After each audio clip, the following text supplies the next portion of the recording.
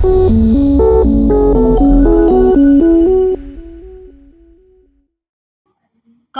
నామినేషన్కు బొల్లినేని డుమ్మ, బొల్లినేనికి పిలుపు లేదంటూ ప్రచారం. కాకర్ల తీరు పట్ల తెలుగు తమ్ముళ్లు అసహనం. ఆయన అవసరం లేదంటున్న కాకర్ల వర్గీయులు. ఇలా అయితే టీడీపీ గెలుపు కష్టమే అంటున్న ఆ పార్టీ శ్రేణులు.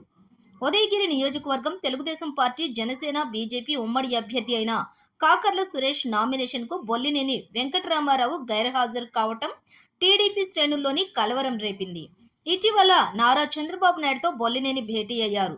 చంద్రబాబు మాటలతో మెత్తబడిన బొల్లినేని కాకర్ల సురేష్ ప్రచారంలో పాల్గొని ఆయన గెలుపుకు కృషి చేసేందుకు సిద్ధమయ్యారు.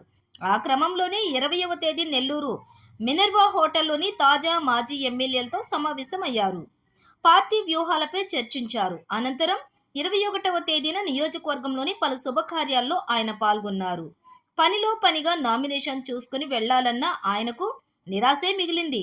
నియోజకవర్గంలో ఆయన పర్యటిస్తున్న కాకర్ల సురేష్ ఆయనను పట్టించుకోకపోవటం, నామినేషన్కు పిలవకపోవటంతో ఆయన తిరిగి వెళ్లిపోయారు. విషయం తెలుసుకున్న ఆయన వర్గీయులు కాకర్ల తీరుపై మండిపడుతున్నారు. ఇలా అయితే నియోజకవర్గంలో పార్టీ మనుగడ కష్టమేనని కార్యకర్తలు ఆందోళన చెందుతున్నారు.